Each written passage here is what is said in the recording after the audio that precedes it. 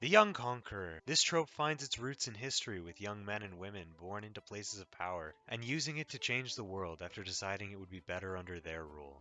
They may be born with special powers or other forms of strength, like a massive army or wealth to aid them on their journey. Otherwise, they would just be another do-gooder looking out for others and making change on a lower scale.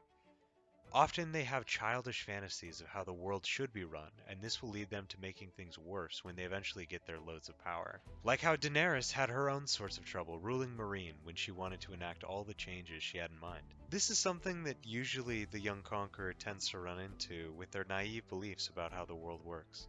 Daenerys saw some of this in Season 1 when she saved the witch Mirri Maz Duur from being killed or worse in her town, when she rode through and allowed her to join her crusade for justice. She expected a similar treatment when she was in trouble and was dying of infection, and instead returned her husband a husk who could not do anything.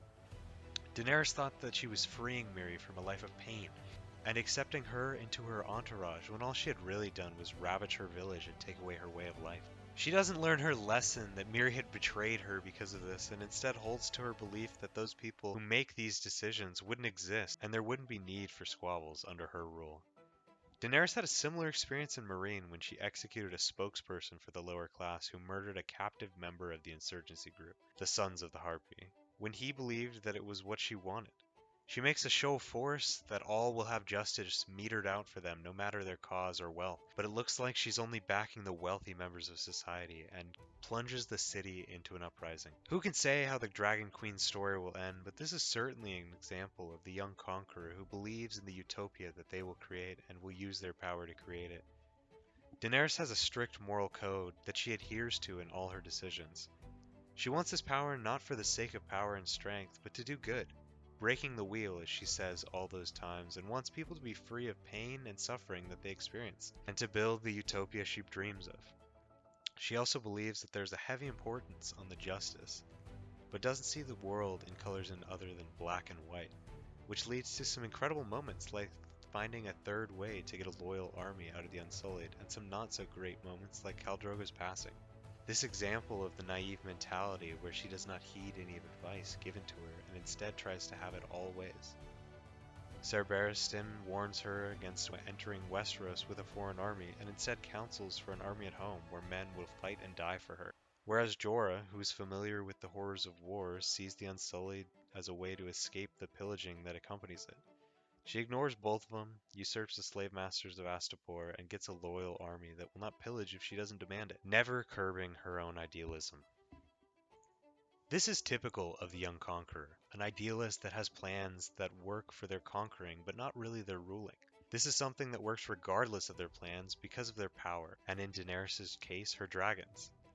There are also some conquerors that do it strictly for their power and for their own means, like Azula, the 14-year-old who conquered Ba Sing Se. After hundreds of years of Fire Nation stagnation on this front, she captures the strongest Earth Kingdom city and usurps the Earth King. She has no predisposition to the moralistic ways of leadership like Daenerys had, and does this strictly to take control ahead of Sozin's Comet's return, and Ozai's conquest continuing. Quickly abandoning rule of the city to continue the part she was good at, the tracking down and fighting the Avatar, she delegates power back over to the administrators, those that were running things behind the back of the king, the Dai Li and the Judis. She's a great example of a young conqueror that knows her limit, and this makes her an exceptionally good villain, one who plays to her strengths and provides a challenge for the heroes every step of the way. Besides crumbling rule and continuing their conquering, the other main thing that this character type can do is finishing their conquering and continuing rule successfully. This may make the character a former young conqueror and have this as their backstory. As an example, the young man from Caladan, Paul Atreides, took back and conquered Arrakis when he was 15 with his ability to see the future and his desert power from the Freemen. But after all was said and done conquering Arrakis, his main opponents, the Harkonnens, the Emperor, and the Bene Gesserit, were eliminated or reduced beyond worry. He set about to ruling his own empire, continuing to push the boundaries of this empire and bringing those further inside, into his religious faith and into his rule. He became the emperor of much of the known universe through a bloody crusade that he sees for himself way back at the beginning of his alliance with the Fremen. This type of character path can lead to use as a benevolent leader whose aged wisdom may guide your heroes. or something on the scale closer to an evil overlord who takes over, rules with an iron fist, and creates a great antagonist for your characters, people like Ozai or the Fire Nation from Avatar. Overall, the young conqueror is a trope that allows many to indulge in a power fantasy of ruling and amassing wealth and power through their own genius or strength. But it can be used to critically examine the ways of looking at the world and how an idealist may or may not be corrupted by their circumstances. And as usual, it will come back to the age-old question: when do the ends justify the means?